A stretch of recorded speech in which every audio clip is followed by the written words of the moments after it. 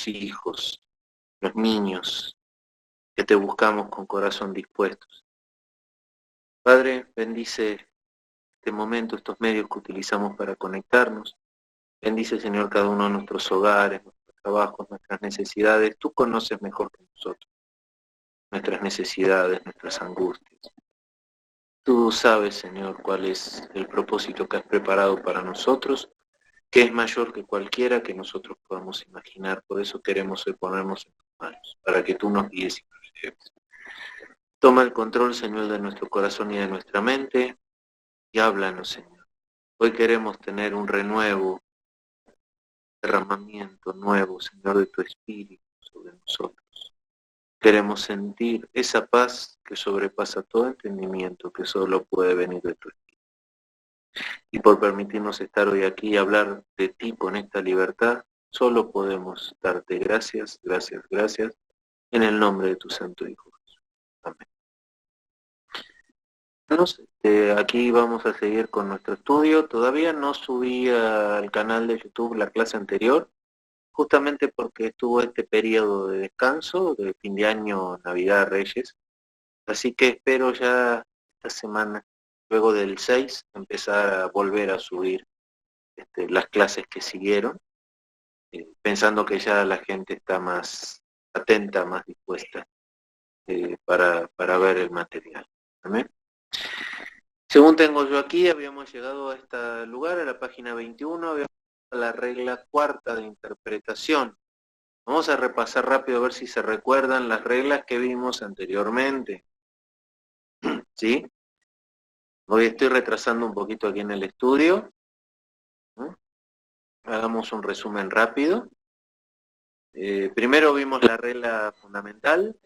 ¿Sí? ¿Se acuerdan cuál es la regla fundamental? La regla fundamental dice que la Biblia se compruebe a sí misma. Si yo quiero comprobar algo que no entiendo en la Biblia, que lo compruebe en la misma Biblia. ¿Sí? Esa es fundamental. Después viene la regla primera, ¿no es cierto? Que es parecida a la fundamental, que es que los escritores escribieron, inspirados por el Espíritu Santo, con la idea de hacerse entender. O sea, la Biblia no está escrita para que no se entienda, sino para que sí sea entendida. Lo único es que está escrita palabras, los términos y los modos de la cultura del tiempo que se escribió. Por eso nosotros necesitamos precisar exactamente cómo lo entendieron los cristianos del siglo I para poder interpretarlo de la misma manera. Regla primera, regla segunda, ¿no es cierto? Que en el lenguaje bíblico, como en cualquier otro lenguaje, existen palabras cuyo significado pueden variar. Una palabra puede significar más de una cosa dependiendo del entorno y del observador, ¿cierto? También hay que tener en cuenta eso y estudiar el lenguaje bíblico para poder entenderlo. La regla tercera dice que es necesario tomar las palabras en el sentido que indica el contexto, o sea, lo anterior y lo posterior. Yo siempre tomo como ejemplo, muchas veces, todos saben de memoria Juan 3:16. De tal manera amó Dios al mundo que dio a su Hijo unigénito para que todo aquel que en él crea no se pierda, mas tenga vida eterna. Lo recitamos de memoria, es nuestro fundamento bíblico cristiano. Pero cuando yo le pregunto a la gente en qué momento Cristo dijo esa palabra y a quién se la dijo, poca gente sabe que esto pasó en esa noche que Nicodemo a escondidas fue a ver al Señor, y estas palabras se las dijo Nicodemo. ¿Sí? Eso significa que si yo no entiendo ese contexto, tampoco voy a entender profundamente esas palabras. ¿Sí? O sea, ¿a quién se lo dijo? ¿Por qué se lo dijo? Igual era el sentido que él buscaba, que quería que entendiera Nicodemo con estas palabras. Pero la tercera es esa, aquí está todo el detalle, y ahora vamos a la regla cuarta. ¿Estamos listos? ¿Todos bien? Seguimos entonces. No veo ningún mensaje, y dice así la regla cuarta. Es preciso tomar en consideración el objeto o designio del libro o pasaje en que ocurren las palabras o expresiones oscuras. Cuando hablamos de expresiones oscuras en todo este estudio se habla de esas cosas que leemos y no entendemos bien, o sea, nos es difícil entender. Aquí el autor lo llama expresiones oscuras, ¿sí? Esta regla, como se ve, no es más que la ampliación de los lectores. En caso de no ofrecer suficiente luz, ni el conjunto de la frase, ni el contexto, para remover la dificultad y disipar la duda. ¿Mm? O sea, hay que entender el objeto o el designio, lo que en ese momento, ¿para qué está escrito el libro? ¿Qué quiere decir el libro? ¿Qué quiere mostrar ese libro, ese texto de Dios? ¿Sí? ¿Qué atributo de Dios venía a resaltar? ¿Sí? Punto 2 dice, el objeto designio de un libro o pasaje se adquiere sobre todo leyéndolo y estudiándolo con atención repetidas veces, teniendo en cuenta con qué ocasión y a qué personas originalmente se escribió. En otros casos, consta el designio en el libro o pasaje mismo. Por ejemplo, el de toda la Biblia, en Romanos 15:4. ¿Sí? A ver, vamos a leer Romanos 15:4. Si Biblia, por favor, y me pueden seguir. Romanos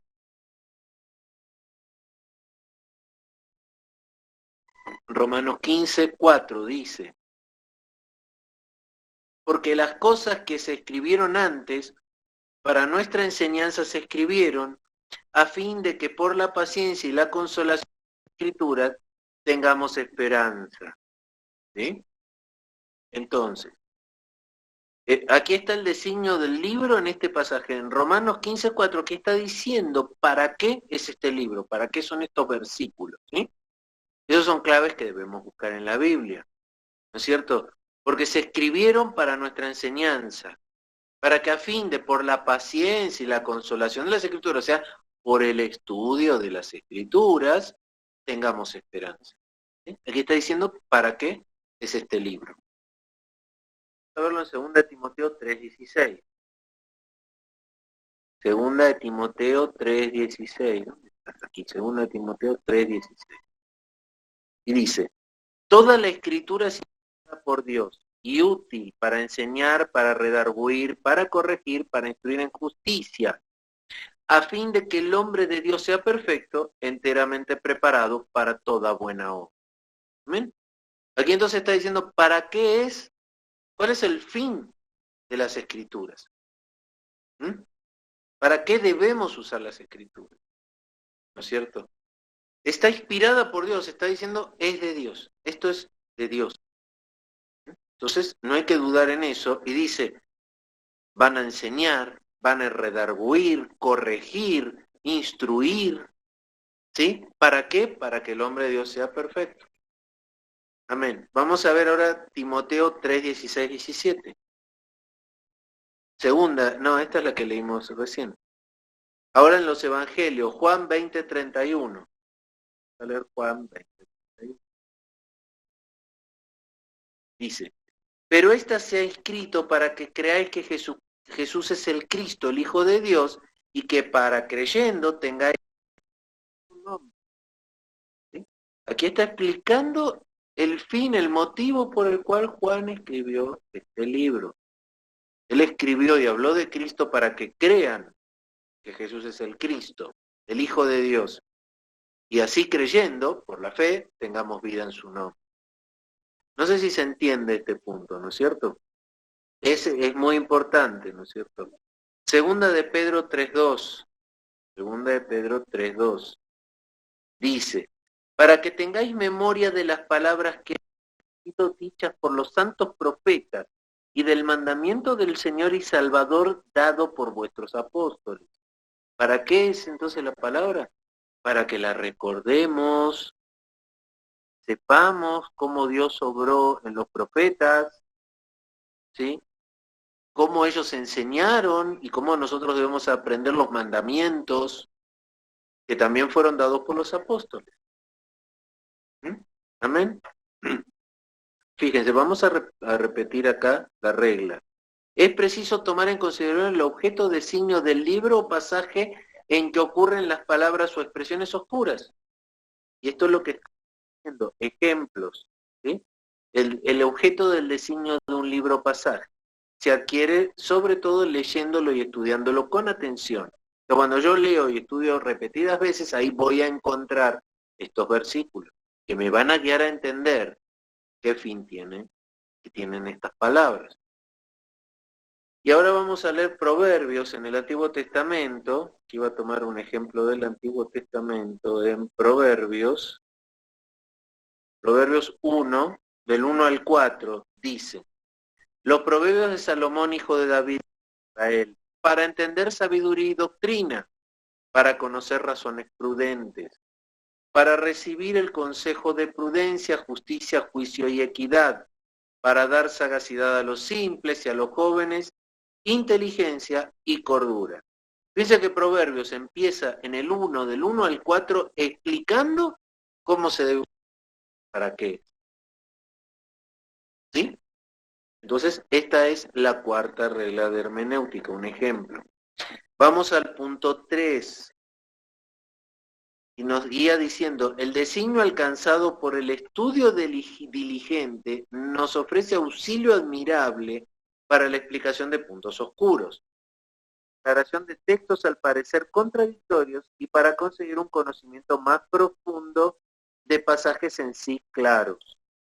Entonces dice que el estudio diligente es el que nos da claridad en los textos oscuros y además para entender y profundizar más en los que sí nos parecían claros. Estudio diligente.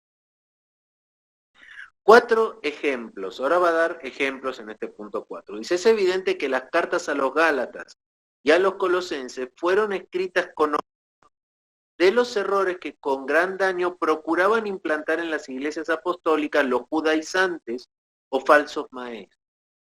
De consiguiente, tienen por designio estas cartas el exponer con toda claridad la salvación por la muerte expiatoria de Cristo, contrario a las enseñanzas de los judaizantes que predicaban las obras, la observancia de días y ceremonias judaicas, la disciplina del cuerpo y la falsa filosofía. A paso hablaremos luz en el estudio de las cartas para la mejor comprensión, aún de pasajes en sí claros. Si tenemos este designio siempre presente, leeremos asimismo con más inteligencia. Fíjense qué importante lo que dice. Habla de 2 libros en particular que tienen un fin común y fijo. Todo el libro habla de eso, ¿no es cierto? Que es dar a luz, sacar a la luz las falsas enseñanzas de los judaizantes, que llama falsos maestros. Totalmente es aplicable a falsos maestros de hoy en día, pero en ese tiempo se dirigía directamente a los judaizantes, a los que le decían a los cristianos que debían circuncidarse, que debían guardar los días, que debían guardar el sábado, que debían guardar las fiestas judías. Tal vez todavía que debían hacer sacrificios de animales, predicar.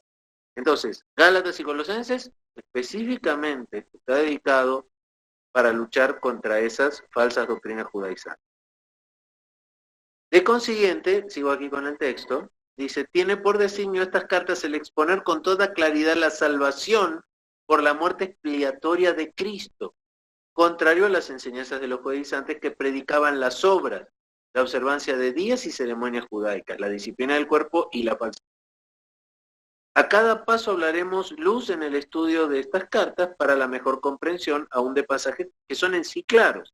Podemos leer un pasaje, puede ser totalmente claro, pero si no entiendo realmente por qué objeto tenía fundamentalmente, que era luchar contra la falsa doctrina judaizantes, no voy a tener el entendimiento completo de ese texto. Me va a faltar algo. No entiendo bien por qué lo decía. Es importante que lo decía, sí es importante el tema, pero ¿por qué específicamente eran dichos, no es cierto? Entonces, seguimos aquí con el texto. Asimismo, con más inteligencia, por ejemplo, los Salmos 3, 18, 34 y 51, teniendo en cuenta con qué ocasión se escribieron, cosa que consta en su encabezamiento respectivo. Vamos a entender mejor lo que quería decir el salmista. Otro tanto decimos de los Salmos 120 hasta 134 intitulados Cántico Gradual.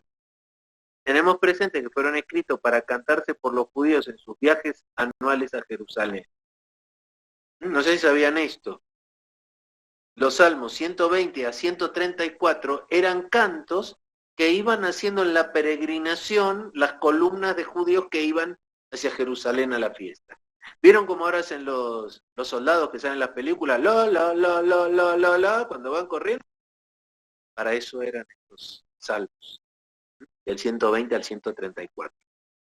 Equivalían a eso, a ese estímulo, que era el ir cantando y caminando al mismo tiempo, manteniendo el ritmo. O sea, como para mantener el paso, el ritmo. Iban cantando estos salmos, del 120 al 134. ¿Mm? Amén. He aquí la luz que ofrece el designio para la explicación de un punto oscuro. Designio adquirido teniendo en cuenta la condición de una persona a la cual se dirige Jesús. Aquí aplica muy bien lo que les dije inicialmente de Nicodemo, un maestro de la ley, miembro del Sanedrín, que se encuentra de noche a escondidas con Jesús. ¿Por qué Jesús le dice las cosas como le dice? Con la complejidad como se lo dice, porque le está hablando a un maestro de la ley. Es más, dentro del texto le dice, te es necesario nacer de nuevo. Y él dice, ¿cómo puedo volver al vientre de mi madre? Y Jesús le contesta, siendo tú maestro de la ley en Israel, ¿no puedes entender esto? O sea, claramente él le estaba hablando a un maestro de la ley. No le estaba hablando a cualquier persona. Bueno, entonces dice, al preguntarle a un príncipe cegado de justicia propia, ¿qué bien debe hacer para obtener la vida eterna? ¿Se acuerdan el joven rico que está aquí en Mateo y Lucas? Y Jesús le contesta, guarda los mandamientos.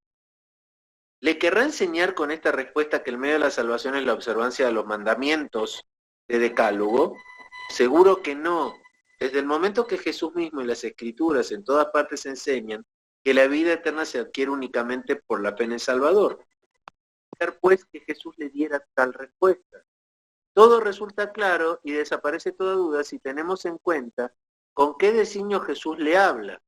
Pues evidentemente su objeto fue valerse de la misma ley y del mandamiento nuevo de vender todo lo que tenía para sacar al pobre ciego de su ilusión y llevarle el conocimiento a la ley divina y la consiguiente humillación. ¿Sí? Lo que también consiguió haciéndolo ver todo, ver pobre idólatra de su riqueza, que ni el primer mandamiento de la ley había cumplido. El designio de Jesús en este caso fue el usar la ley cual ayo, como dice el apóstol, para conducir al pecador a la verdadera fuente de salud, pero no como medida de salvación. Y he aquí por qué se remite Jesús a los mandamientos, ¿no es cierto? Para mostrarle la necesidad que tenía de arrepentirse. Él vio que él conocía, dice, los he cumplido de mi juventud, usted los conoce, los has cumplido. ¿Puedes dejar todos tus bienes para seguirme? ¿O tus bienes son más importantes que yo? Este es el fin, pero fíjense que hay hasta doctrinas que basándose en este texto, dicen que hay que guardar la ley, hay que guardar los mandamientos. O sea, llevarlo a un punto judaizante, de ir con los ritos judíos. Si se va entendiendo hasta aquí, no veo ninguna pregunta. Estamos hablando de cosas creo que bastante claras e importantes. Y no se hagan problema si cada uno ahora que estamos leyendo esto dice, ay, yo lo estaba haciendo mal. Todos en el fondo lo estamos haciendo mal. Esto para aprender y hacerlo mejor, pero tampoco lo vamos a hacer perfecto. ¿Sí? El caminar en el Señor para ir aprendiendo cosas e ir corriendo los errores de nuestra vida va a llevar toda la vida hasta que el Señor nos venga a buscar o nos llame a su presencia. ¿Sí? Entonces, no va a sacar cosas a la luz que hacíamos mal. Bueno, vamos a corregirlas y cuando las corrijamos van a aparecer otras. Ese va a ser el caminar diario con el Señor. Amén. No veo preguntas, o sea, o está muy claro o no se entendió nada.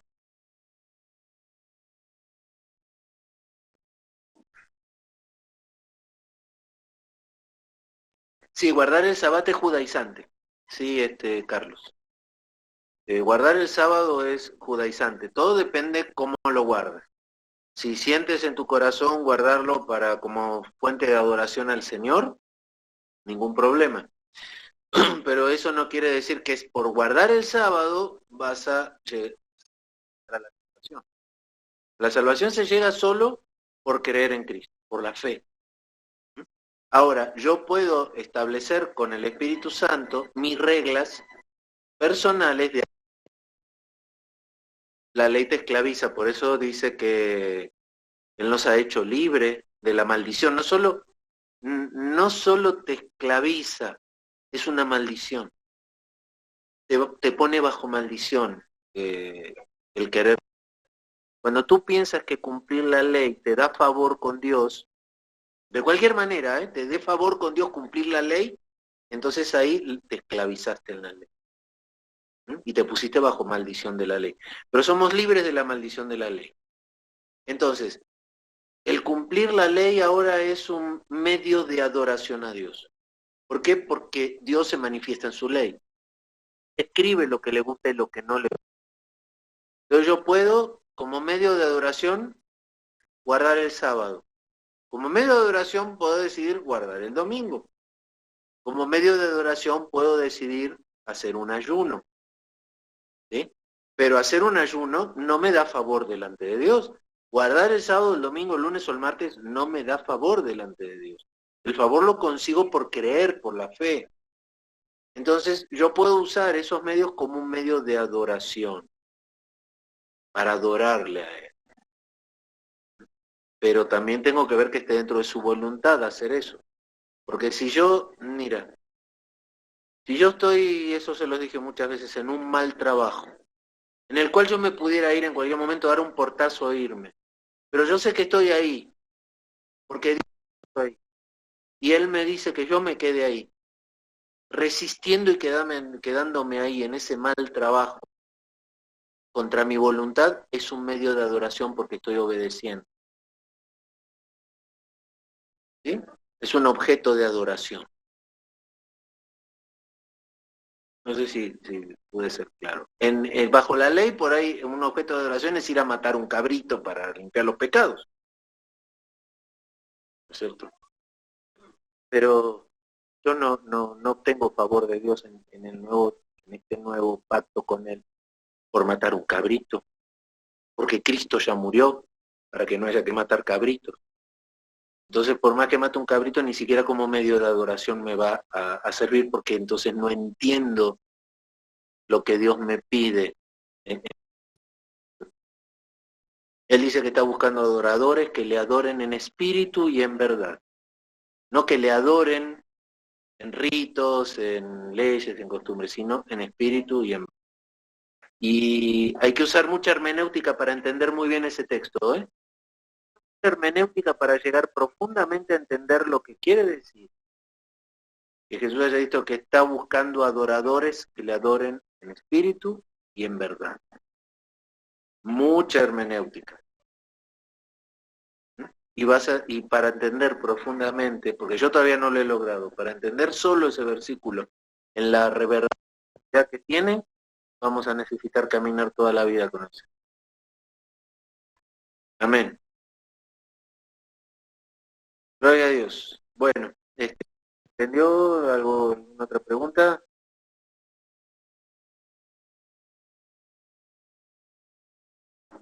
Bueno, seguimos entonces. Punto 6. Veamos cómo, teniendo en consideración el designio, desaparecen las contradicciones aparentes. Esta palabra designio la está usando como el sentido, ¿no? Es decir, entendiendo bien el sentido. Cuando dice Pablo que el hombre se justifica, se declara sin culpa, por la fe sin las obras, mientras afirma Santiago que el hombre se justifica por las obras y no solamente por la fe. Desaparece la contradicción aparente desde el momento que tomamos en consideración el designio o el sentido diferente que llevan las cartas del uno y del otro. ¿Sí? ¿Quién sabe a quién le estaba escribiendo? A ver si me pueden poner aquí en el texto. ¿A quién le escribió Santiago su carta? ¿Saben? no veo, nadie me diga. La carta de Santiago tiene un objeto muy, muy particular, muy, muy orientado a algo en particular. Le está hablando a una audiencia muy particular y especial. Por eso la carta de Santiago es diferente a las de Pablo. Nadie me contesta. Bueno, Santiago era el que dirigía la iglesia de Jerusalén. Tenía todos judíos convertidos, ¿no es cierto? Que querían, que ellos todavía seguían, tenían que cumplir la ley, realizar las obras para ganar el favor de Dios. Lo que le está diciendo es, obras sí, pero no por la ley, sino obras por la fe. O sea, las obras que vienen de la fe, las obras que yo realizo, dirigido por el Espíritu Santo. O sea, las que no hago creyendo que voy a ganar el favor de Dios, sino que la hago con un fin de adoración. Pues tenemos que tener mucho cuidado con nuestro corazón con este punto, ¿eh? Porque hay mucha gente en la iglesia de hoy en día, claro, le escribe las 12 tribus, obviamente le está escribiendo a los judíos convertidos de Jerusalén. Él está, y Pablo está en la diáspora. Pablo está principalmente en ciudades eh, donde la cultura helénica o griega es la que predomina, ¿no es cierto? Allí ya los judíos ya no practicaban tanto la ley, más bien estaban metidos en la filosofía humana. Son muy distintos los a quienes le están hablando uno y otro, ¿cierto? Debemos entender muy bien esa parte. Entonces, volviendo al tema de Santiago, ¿no? Santiago lo que trataba de enseñar es que las obras que uno tiene que hacer son por la fe, por adoración, para adorar al Señor, no para ganar favor o para ganar perdón de Dios. ¿Cierto? Ese era el objetivo principal de la carta de Santiago. Imagínense, y les decía, esto es algo que nosotros como cristianos tenemos que tener muy claro en nuestro corazón. Porque hay muchos cristianos que todavía no entender que por hacer obras van a ganar algún favor de Dios. Se enseña mucho que si hago, recibo, ¿no es cierto?, en muchas iglesias.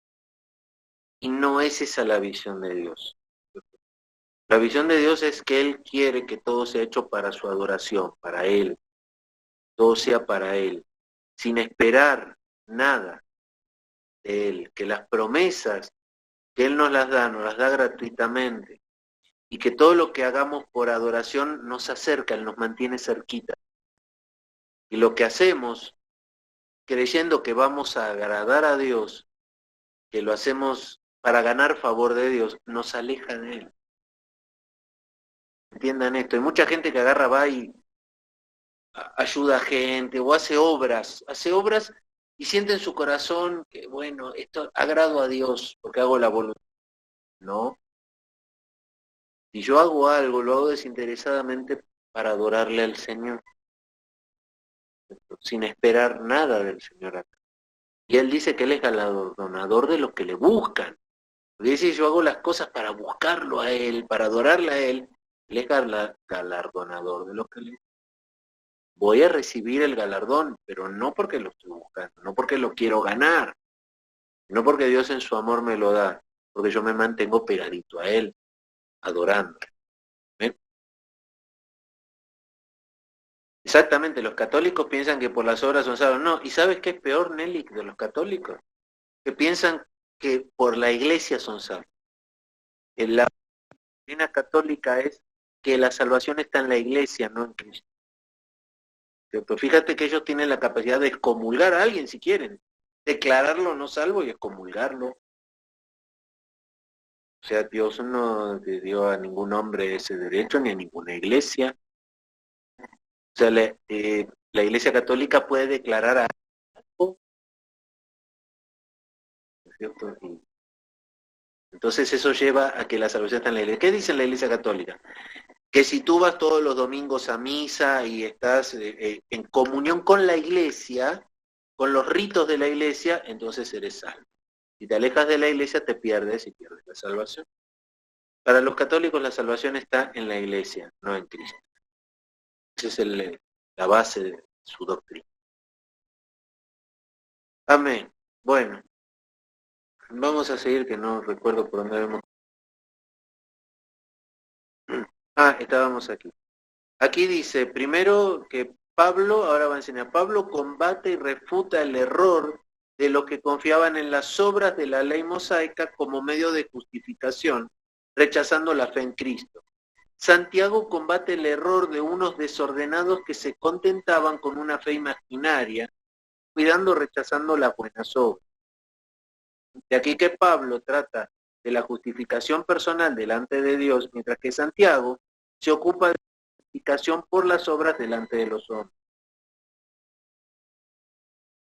El ser justificado, declarado sin culpa, el hombre criminal a la vista de Dios, se realiza tan solo en el sacrificio de Cristo por el pecado y sin las obras de la ley. Pero el ser justificado, declarado sin culpa a la vista del mundo o de la iglesia, se realiza mediante obras palpables y no solamente por la fe, que es invisible. Muéstrame tu fe por tus obras. Tal es el error y exigencia de la carta de Santiago. Tal es el tenor y la exigencia de la carta de Santiago, tal la exigencia también de las cartas de Pablo. Vemos, pues, que nuestras personas se justifican delante de Dios mediante la fe, pero nuestra fe se justifica de los hombres mediante las obras, de lo que comprendemos que concuerdan perfectamente las doctrinas de los dos apóstoles. ¿Sí? O sea, concuerdan, pero van a problemáticas diferentes. Punto 7. Leemos en 1 de Juan 3:9. Cualquiera que es nacido de Dios no hace pecado y no puede pecar. ¿Qué es que dice aquí el apóstol? ¿Que el cristiano es absolutamente incapaz de cometer una falta? No, porque el mismo objeto de su carta es el prevenir que peque, con lo que está admitida la posibilidad de poder faltar. ¿Cómo pues comprender la afirmación de que los nacidos de Dios no pueden pecar? En este caso también nos proporciona luz la consideración detenida del designio de la carta. Por las Escrituras vemos que hacia finales del siglo apostólico existían ciertos cristianos engañados que se creían poder practicar toda clase de excesos carnales sin respetar ley ninguna. Bueno, hoy en día están los calvinianos, ¿no? Que también salvo siempre salvo y entonces puedo hacer lo que me parezca porque la salvación no la pierdo. Uno de los designios de la carta es evidentemente el prevenir a los hijos de Dios tantas malas creencias. Manifiesta Juan que contrario a esos hijos del diablo que por naturaleza hacen pecado, los hijos de Dios no hacen pecado. Cada uno se ocupa en las obras de su Padre. Los hijos de Dios se ocupan en manifestar su amor a Dios guardando sus mandamientos. En el 5:2. Los hijos del diablo se ocupan en imitar a su padre que está pecando. Los unos practican el pecado, los otros no lo practican desde el momento que nacieron de Dios. Oponiéndose a esos disolutos hijos del diablo que se creían poder pecar y naturalmente con gusto pecaban. Afirma Juan que los nacidos de Dios, por el contrario, teniendo repugnancia y odio al pecado, no pueden pecar. Es decir, no pueden practicar el pecado o continuar pecando, como indica el texto original. Por la razón de haber nacido de Dios, como aspiran a la perfección moral completa, es contra su naturaleza practicar el pecado. No pueden continuar pecando, lo que por supuesto no impide que sean exhortados a guardarse del mal desde el momento que no están fuera de la posibilidad de pecar. ¿Amén? ¿Puede un cristiano pecar? ¿Puede un cristiano sentir satisfacción en pecar? No. Si eso pasa, entonces Espíritu Santo no está en él. No es un verdadero nacido de nuevo. Un nacido de nuevo puede pecar por falta, por omisión, por enojo, por engaño, pero no puede practicar el pecado, como lo practica la gente que no tiene conciencia, que no tiene el Espíritu Santo en su vida, que lo redarguye. ¿Mm? O sea, miren, ¿un hijo de Dios puede caer en pecado carnal con una mujer fuera de su matrimonio? Sí, pero no va a poder vivir con la conciencia. En cambio, una persona que tiene una relación fuera de su matrimonio y se goza en esa relación y la esconde y la lleva adelante, bueno, en ese caso no hay cristiano en el medio, el cristiano ahí no está. ¿Pudo haber caído el cristiano? Sí, pero no puede vivir con eso. Ahora, ¿puede vivir con eso siendo cristiano? Tampoco. Espero haber sido claro en ese punto, ¿sí? Bueno, seguimos aquí sin preguntas. Estamos viendo temas bastante profundos, ¿cierto? Espero que sí lo puedan estar asimilando, entendiendo bien. Pues está tratando de mostrar la Biblia que no hay contradicciones en ella, ¿no es cierto? Sino que cambia el objeto, el designio, como dice acá, el sentido de lo que dice de acuerdo a qué está enfrentando, a qué pecado está enfrentando, a qué falta o a qué público está enfrentando, qué era lo que vivía, qué era lo que necesitaba este público. Antibióticos hay muchos, pero no todos curan las mismas bacterias, ¿no? Cada bacteria necesita su antibiótico particular, y eso es lo que está pasando aquí, ¿no? Cada costumbre en cada una de las iglesias a las cuales se escriben esas cartas, o los cristianos a los cuales escriben, tenían una bacteria en particular y necesitaban su propia medicina particular. Amén. Bueno, punto 8. Otro caso de contradicción aparente diseño de los escritores correspondientes hallamos en las cartas de Pablo, en la que se dirige a los Gálatas, ¿sí? Gálatas 4, 10 al 11, a ver, vamos a leer un poquito más.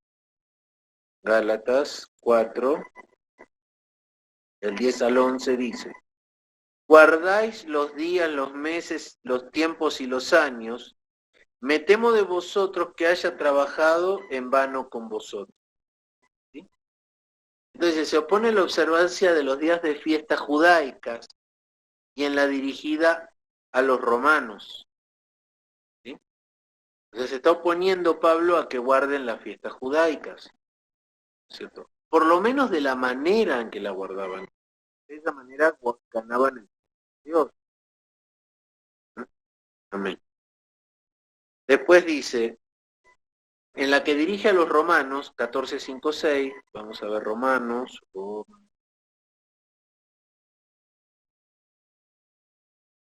Romanos 14, 5 y 6 dice, uno hace diferencia entre días, otro juzga iguales todos los días. Cada uno esté plenamente convencido en su propia mente. El que hace caso del día, lo hace para el Señor, y el que no hace caso del día, para el Señor no lo hace. El que come, para el Señor come, porque da gracias a Dios, y el que no come, para el Señor no come, y da gracias a Dios. ¿Se dan cuenta lo que yo les decía? Está hablando de que las obras que haga cada uno, no importa qué obra, si la hace para adoración al Señor, ¿sí? ¿No es cierto? Y no como observancia, como una tradición o costumbre. ¿Amén? Bueno, entonces dice, no hace una oposición definitiva a tal observancia. ¿Cómo explicar esta diferencia? Sencillamente porque el objeto de la carta de los Gálatas era la de contrarrestar las doctrinas de los falsos maestros que habían desviado a los Gálatas. Estos les habían enseñado que para la salvación, además de tener cierta fe, en el cristianismo era preciso guardar prácticas judaicas del Antiguo Testamento, con lo que en realidad atacan el fundamento de la justificación por la fe. siendo nulo el sacrificio de Jesucristo en la cruz. Del grave peligro en que habían ido a parar, se queja con amargura el apóstol, y nada hay que se opusiera con firmeza a estas observancias judaicas que oscurecían al glorioso Salvador y amenazaban arruinar el trabajo apostólico entre ellos. Muy diferente es el caso que trata el apóstol en su carta a los Romanos 15, del 1 al 13. 15 del 1 al 13 dice, está un poquito largo, así que los que somos fuertes debemos soportar las flaquezas de los débiles, no agradarnos a nosotros mismos. Cada uno de nosotros agrade a su prójimo en lo que es bueno para edificación, porque ni aun Cristo se agradó a sí mismo. Antes bien, como los vituperios de los que le vituperaban cayeron sobre mí, porque las cosas que se escribieron antes para nuestras enseñanzas se escriben, a fin de que por la paciencia y la consolación de las Escrituras tengamos esperanza.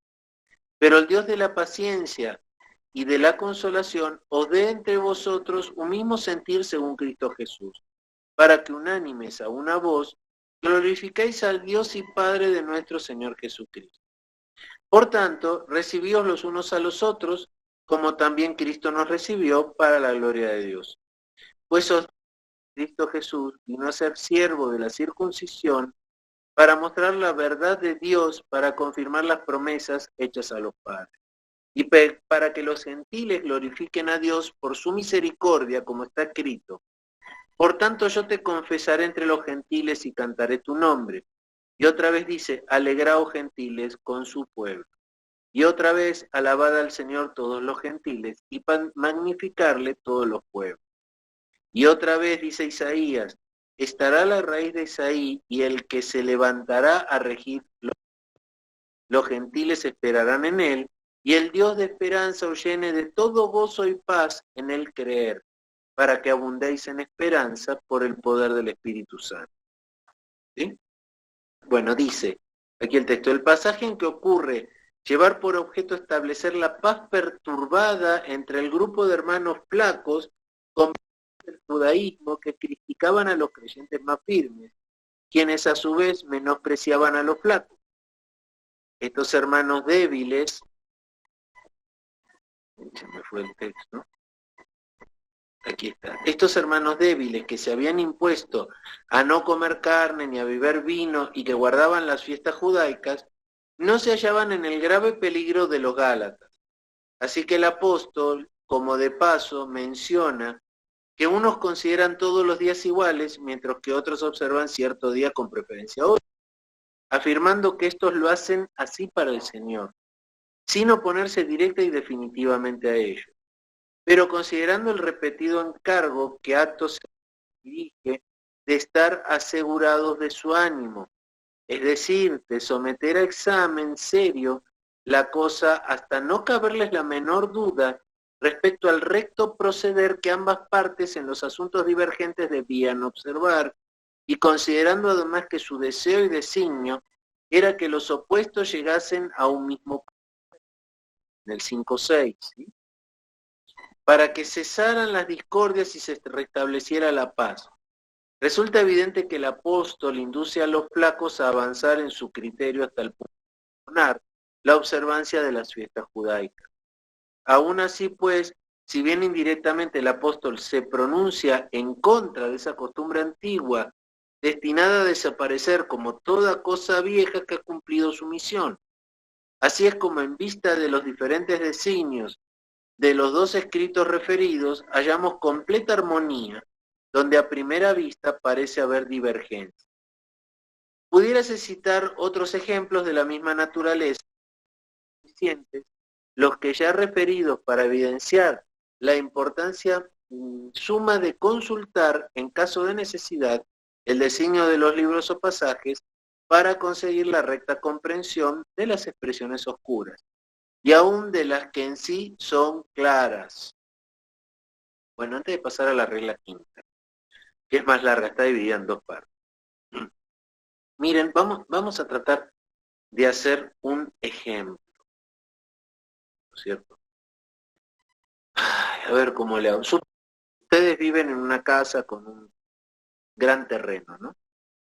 Y que tienen la costumbre de una vez al mes, por así decirlo, o sea, se hace una ruta al mes, armar su carpa en el jardín y demás y pasar la noche ahí, ¿cierto? Y buscando, o sea, poniéndose en observancia de Dios, ¿no es cierto? O sea, en adoración, ¿no es cierto? Entonces siempre lo hacen con un motivo de adoración. No es ninguna fiesta judía, no está en la Biblia, no es una costumbre particular que utiliza una persona para, ¿no es cierto? Pero ahora resulta que un día que le toca hacer eso, por alguna razón, fuerza mayor, no lo puede hacer. Entonces, ese día se desespera, ¿no es cierto? Porque no lo puede hacer y decide hacerlo a pesar de las circunstancias, ¿no es cierto? O se siente muy mal por no poder hacerlo. Fíjense que aquí pasó de ser una rutina de adoración a Dios, ¿no es cierto? Algo que yo hago para estar cerca de Dios, a algo que yo hago como para ganar el favor de Dios, porque ya siento que si no lo puedo hacer, que si alguna circunstancia me cruzó, entonces voy a estar mal con Dios, ¿no es cierto? Como si Dios no pudiera entender.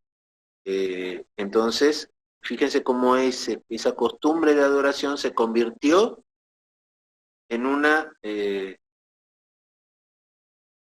medio de buscar el favor de Dios, de creer que si no lo hago, Dios no me va a favorecer.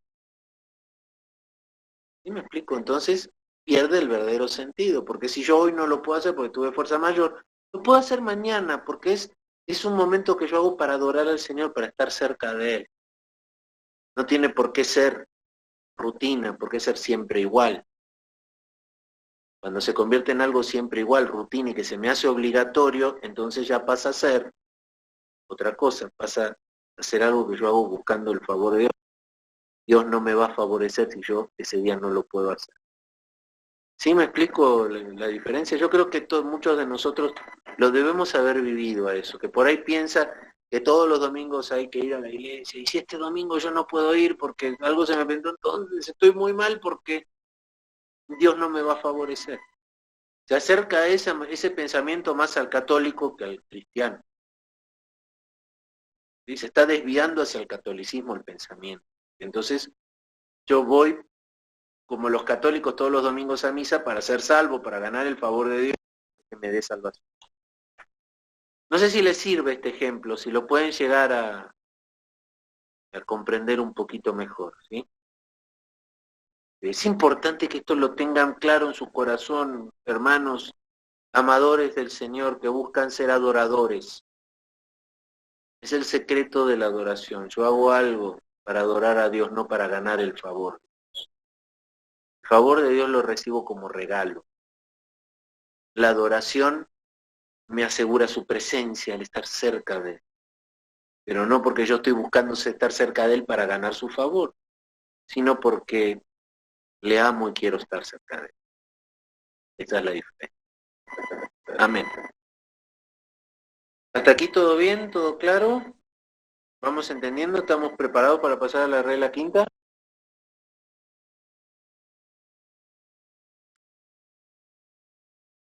Amén. Gloria a Dios. Regla quinta, primera parte. Es necesario consultar los pasajes paralelos, explicando cosas espirituales por los espirituales. Amén. Hoy hay muchos cristianos que tratan de explicar las cosas espirituales con las situaciones, con el mundo que los rodea.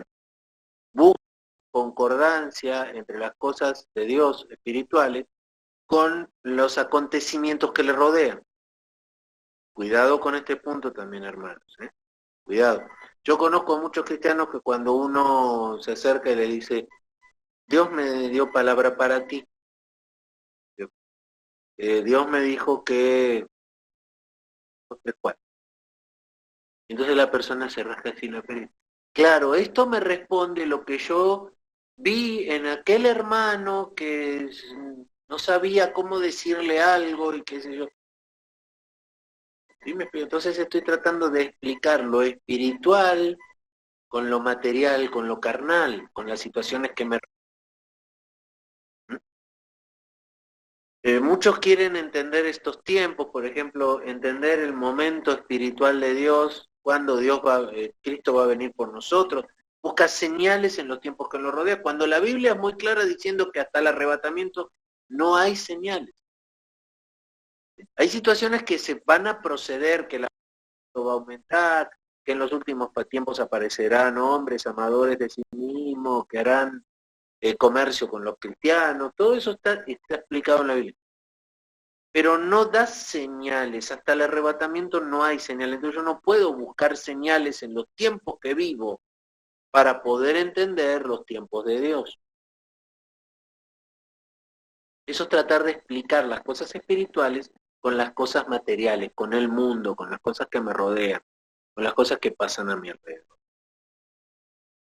Yo no puedo tratar de entender a Dios con las cosas que pasan en el mundo. Por ejemplo, hay gente que dice, ¿cómo puede hacer, si habiendo existe un Dios como hambre en el mundo y tanta violencia y tantos muertos y tanto esto? No, no. Yo no puedo explicar las cosas espirituales con las cosas del mundo. Eso lo hace el mundo, no los espirituales. ¿Cómo voy a poder de alguna manera entender a Dios si quiero interpretar a Dios a través del mundo que me rodea, las cosas que pasan en el mundo? Amén. Hay gente que se enferma y trata de buscar el origen de su enfermedad en alguna falta o situación que haya vivido contra Dios, con Dios. ¿En qué le fallé a Dios? ¿En qué pequé para que me caiga esta? No, no espiritual no puede de alguna manera algo que pasa en su vida. Yo sé que algo que pasa en mi vida es porque es voluntad de Dios, porque yo estoy sometido a Dios y Dios gobierna y Él decide. Y si el diablo hace algo en mi vida es porque Dios se lo permitió, porque hay un propósito, no porque yo haya hecho algo. ¿Qué hizo Job para recibir todo lo que recibió? No hizo nada, pero Dios estaba tratando con él. Entonces, fíjense, esta primera parte de la relación, este sentido, esta explicación, ¿no? O sea, explicar las cosas espirituales por las espirituales, no por las del mundo carnales. A ver, 1 Corintios 2.13 dice, a ver, vamos a leer 1 Corintios 2.13 dice, lo cual también hablamos, no con palabras en sabiduría humana, sino con las enseñanzas, con las que enseña el Espíritu, acomodando lo espiritual a lo espiritual. ¿Amén? Cuidado cuando escuchen alguna prédica, alguna enseñanza, algo que diga, sí, por eso pasan estas cosas en el mundo. No, no, no. Lo espiritual, acomódalo a lo espiritual. Y lo mundano a lo mundano. Separar. Punto 1, aquí seguimos con el texto. Dice, con pasajes paralelos entendemos aquí lo que hacen referencia el uno al otro, que tienen entre sí alguna relación, tratan de un modo u otro el mismo asunto. Esos son los pasajes paralelos, para entender el término, ¿cuáles son pasajes paralelos? Preciso apelar a tales paralelos para aclarar determinados pasajes oscuros, sino al tratarse de adquirir conocimientos bíblicos exactos en cuanto a doctrinas y prácticas cristianas.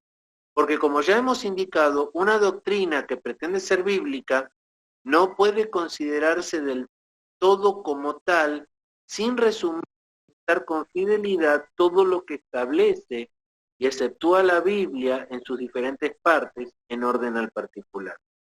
Si siempre se hubiera tenido esto presente, no cundirían hoy tantos errores con la pretensión de ser doctrinas bíblicas. ¿Sí? ¿Amén?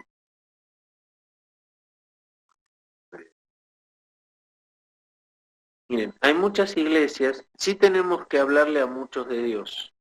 Tenemos que hablarle a muchos de lo bueno que sería que asistan a una iglesia.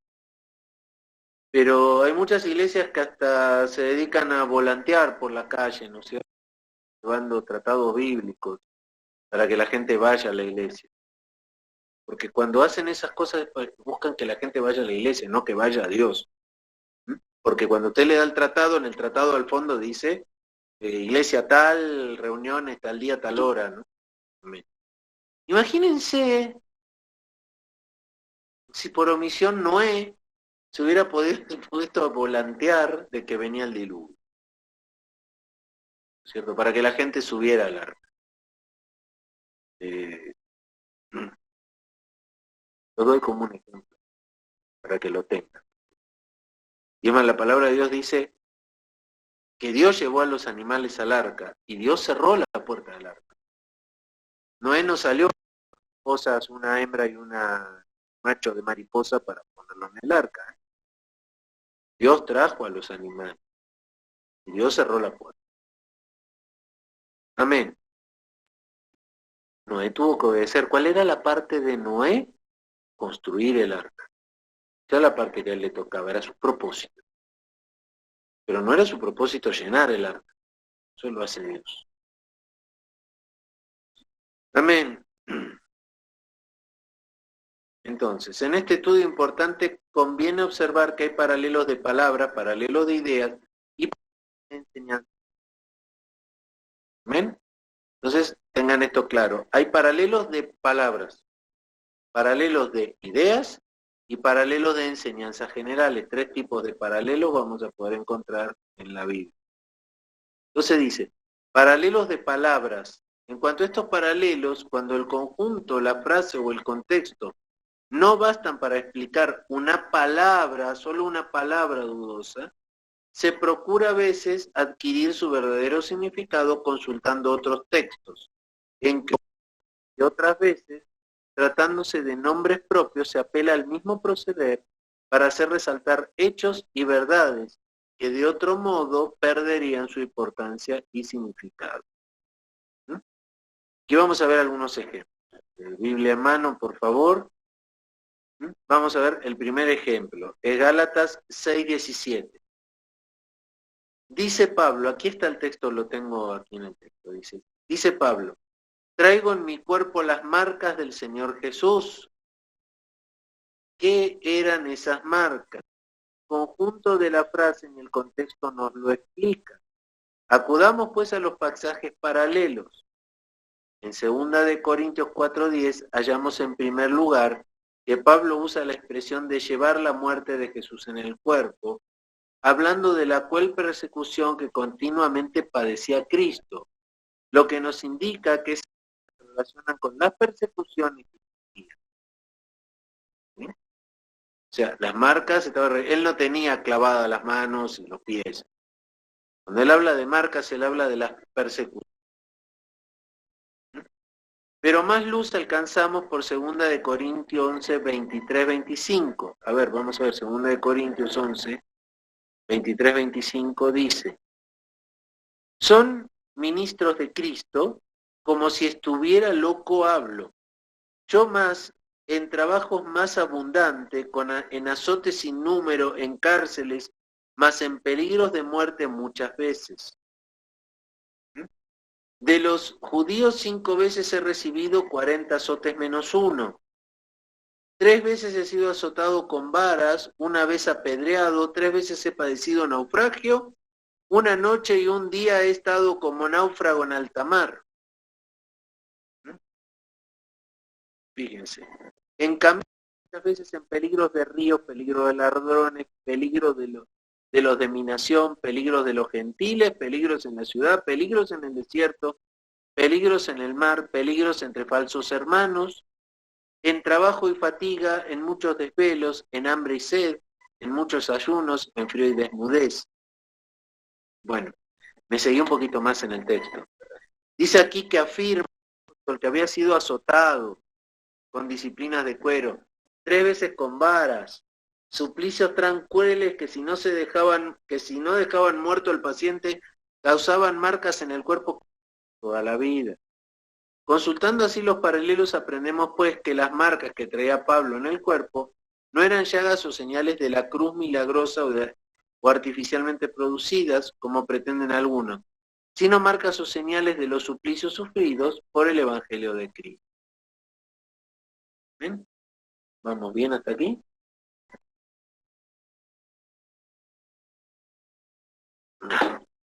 Entonces, seguimos el punto B. En la carta a los dice el apóstol que los bautizados están vestidos de Cristo. ¿En qué consiste estar vestido de Cristo? Por los pasajes paralelos en Romanos 13, 14, vamos a ver, Romanos 13, 14, dice, 13 y 14, andemos como de día honestamente, no en glotonerías y borracheras, no en lujurias y lascivias, no en contiendas y envidia, sino vestidos del Señor Jesucristo y no proveáis para los deseos de la carne. Y Colosenses 3, 12, 14 dice,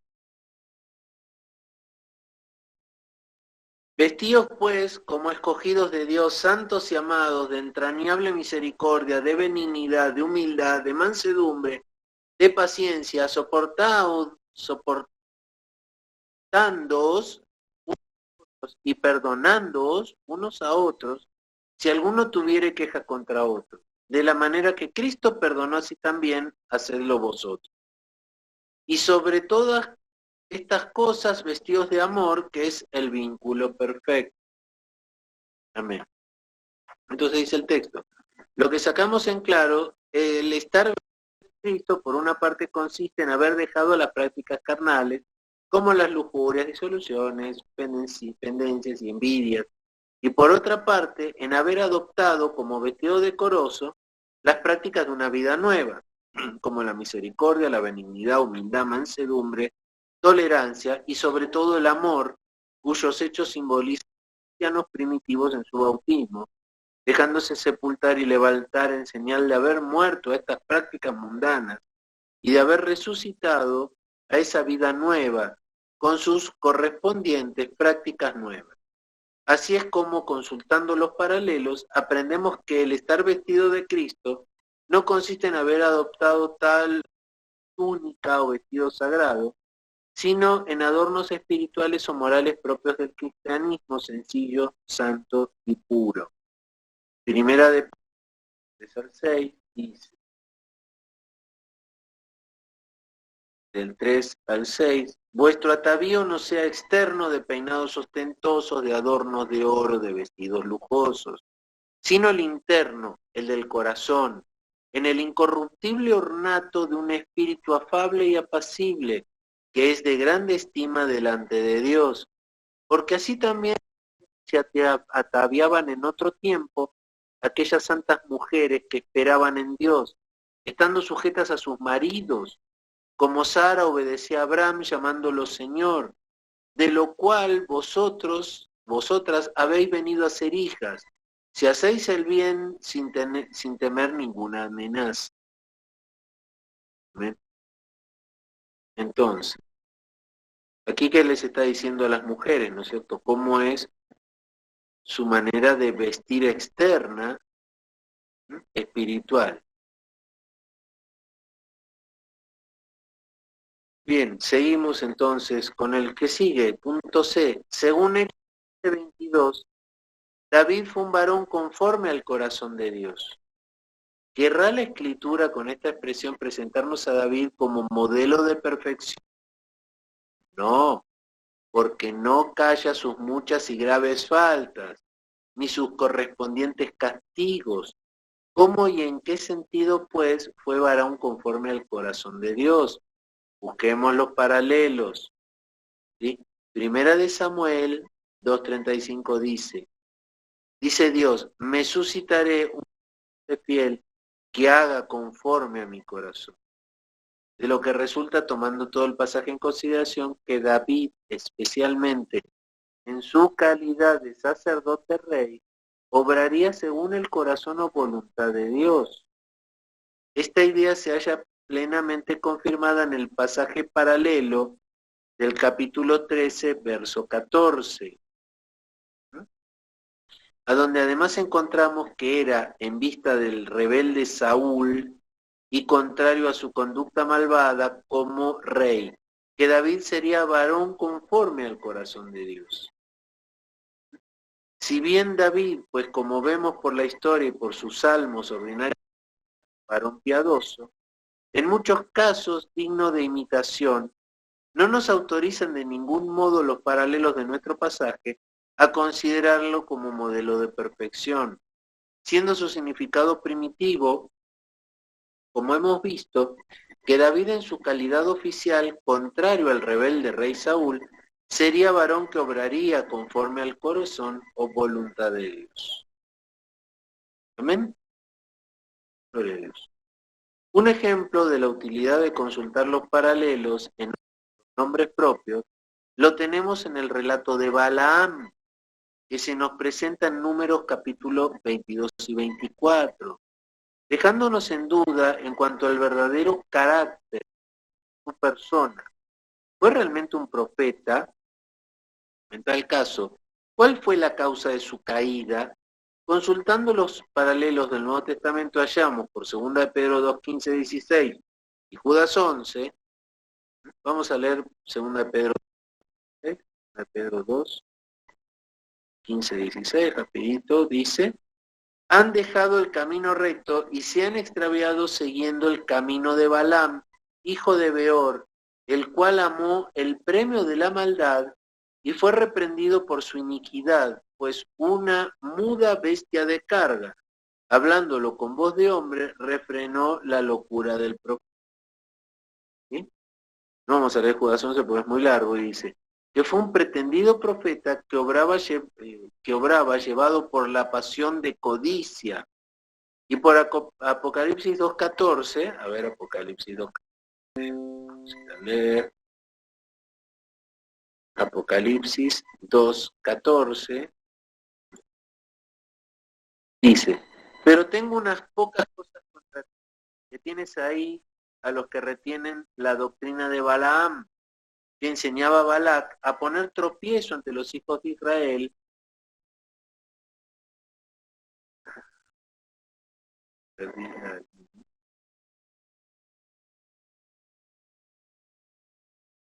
a poner tropiezo ante los, a comer de cosas sacrificadas a los ídolos y a cometer fornicación.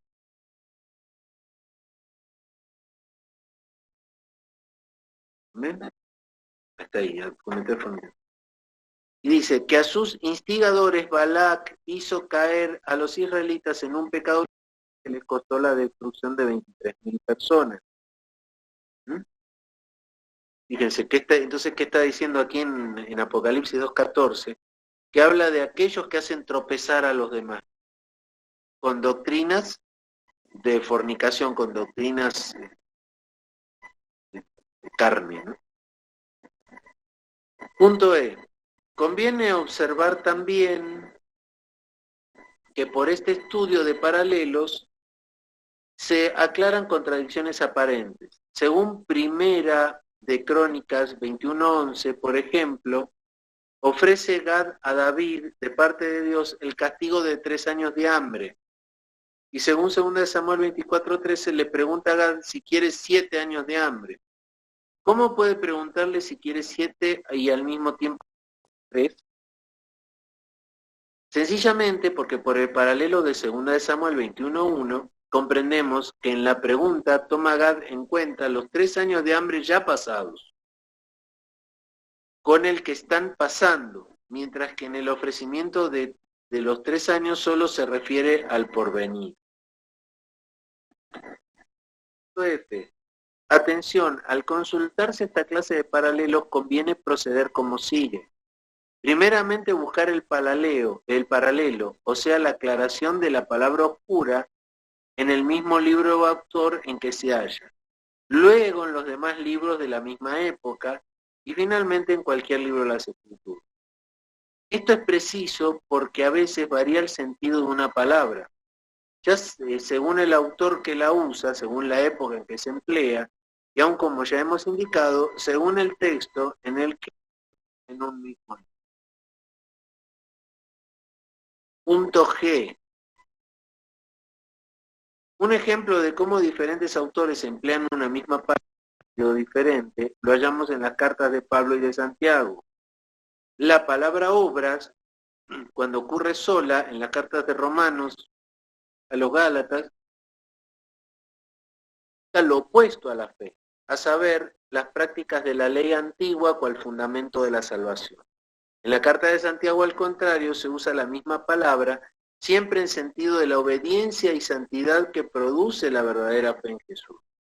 En este caso, y en casos parecidos, no se aclara pues la una palabra a la otra, de cuya circunstancia comprendemos la necesidad de buscar paralelos con referencias en el mismo libro del autor que se estudia. Notemos, sin embargo, que un mismo autor emplea a veces una palabra en sentido diferente, en cuyo caso tampoco una expresión explica a la otra. Leemos en Hechos 9:7 que los compañeros de Saulo, en el camino de Damasco, oyeron la voz del Señor. En el capítulo 22:9 del mismo libro, quien oye. Es el caso que entre los griegos como entre nosotros la palabra oír se usa en sentido de entender. Oyeron pues la voz y no la oyeron, es decir, oyeron el ruido pero no entendieron las palabras. ¿Sí? Habrán escuchado como un relámpago, como un trueno, no lo entendieron como un lenguaje, como palabras. Escucharon el ruido pero no lo entendieron.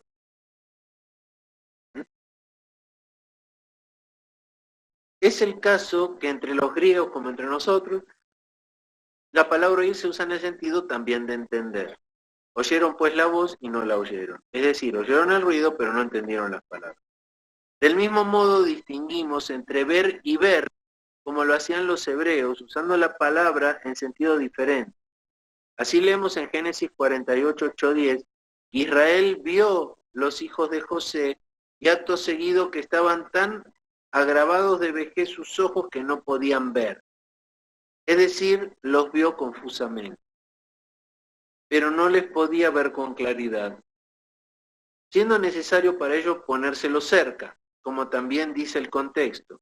Búsquense pues los paralelos, con preferencia y en primer lugar en un mismo autor, pero no se espere en este caso que sirvan siempre de paralelos todas las expresiones iguales. Punto H. Creo que con esto ya vamos a terminar, estuvo larga. Y nos quedan 6 minutos. Dice, punto H. Prueba de cómo puede variar el significado de una palabra según la época en que se emplea. La tenemos en la palabra arrepentirse. En el Nuevo Testamento se usa constantemente en el sentido de cambiar de mente al pecador. Es decir, en el sentido de cambiar de opinión, de convicción íntima, de sentimiento. Mientras que en el Antiguo Testamento tiene significado tan diferente que únicamente el contexto en cada caso lo puede aclarar. Así es, se dice que Dios mismo que se arrepintió, expresión que nunca emplean los escritorios del Nuevo Testamento al hablar de Dios, excepto en el caso de citar el Antiguo Testamento. De lo que resulta evidente que al decir que Dios se arrepiente, no debemos de ningún modo tomarlo en el mismo sentido que nosotros hoy comprendemos el arrepentimiento. Se debe pues buscar los paralelos, en segundo lugar, en los escritos que datan de una misma época, con preferencia a los que se pudieran hallar en otras partes de ella. ¿Ven? Cómo una palabra puede tener más de un significado. La regla quinta segunda parte va a hablar de los paralelos de ideas. Si no me equivoco, va a haber una regla quinta tercera parte que va a hablar, tercera parte, los paralelos de enseñanza general. ¿Sí? Entonces, hasta el día de hoy vamos a quedar, mis hermanos, acá, donde vimos, vamos a tomar nota, para entenderlo bien, miren, lo dejé hasta resaltado del principio, paralelos de ideas. Entonces, una parte habla de paralelos de ideas. La próxima clase, el próximo miércoles, vamos a ver la segunda parte. Me pasé muy rápido, parece que me la pasé. Esta segunda parte. Esta es la regla quinta segunda parte. La regla quinta primera parte de lo que hace tres grupos. Regla quinta primera parte, ¿sí? Dice, habla de los pasajes paralelos y después habla de, acá está, en el punto 3, ¿no es cierto? Y hay que observar que hay paralelos de palabras, paralelos de ideas, paralelos de enseñanza. Y eso es lo que estamos viendo en la regla quinta dividida en tres, ¿no? Cada uno de esos paralelos. Entonces, lo que vamos a ver el próximo miércoles, vamos a empezar con la segunda parte que habla del paralelo de ideas. ¿Amén? Bueno, mis hermanos, ya estamos sobre la hora. ¿Alguna duda, alguna pregunta que quieran realizar? Pregunte ahora o calle para siempre. Nada. Bueno, gloria a Dios. Qué bueno, espero que haya sido de alimento para su espíritu. Entonces nos vamos a despedir dándole gracias, obviamente, al Señor. Padre amado, Señor Santo, gracias, Señor. Señor Santo, tres veces Santo, Padre. Queremos hoy adorarte. Que este estudio que estamos tomando sea para adorarte. Lo hacemos por adoración. No lo hacemos porque creemos que estudiando y aprendiendo vamos a ganar favor. Sino lo hacemos porque queremos conocerte, porque te amamos, porque queremos estar cerca tuyo, porque queremos estar pegaditos, guardados debajo de tus alas, como el pájaro cubre al... Guárdanos, Señor, permítenos adorarte, permítenos estar pegaditos a ti, cerquita tuyo, cada día, cada momento, cada... Que todo el mundo vea y note tu presencia. Padre, gracias por habernos hoy permitido hablar de ti, de estudiar tu palabra. Gracias, Señor, por tanto que nos das, tanto que nos amas, con un amor que no podemos entender, porque no es amor humano, es amor divino, amor santo. Y tú lo tienes por mí y por cada uno de nosotros. Ojalá entonces de esa manera pudiéramos comprender lo ancho, lo alto, Señor, de tu amor y poderte dar gracias. Pero hoy estamos tratando de aprender. Con lo que tenemos, Señor, queremos con nuestros labios, nuestra mente, nuestro corazón y nuestras manos adorar. Y como tú, Padre, siempre nos estás cuidando, nos estás mirando, estás atento a lo que hacemos, como un padre que está atento a su hijo, que lo cuida para que no tropiece, no caiga, no meta sus dedos en el tomacorrientes. Tú nos cuidas igual que un padre cada día, nos guardas de todo mal. A veces ni siquiera vemos de lo que nos has librado, Señor, no lo entendemos. Pero tú sabes, nos amas por todo lo que haces por nosotros, aún a pesar de nosotros mismos. Hoy queremos darte gracias, gracias, gracias, en el nombre de tu Santo.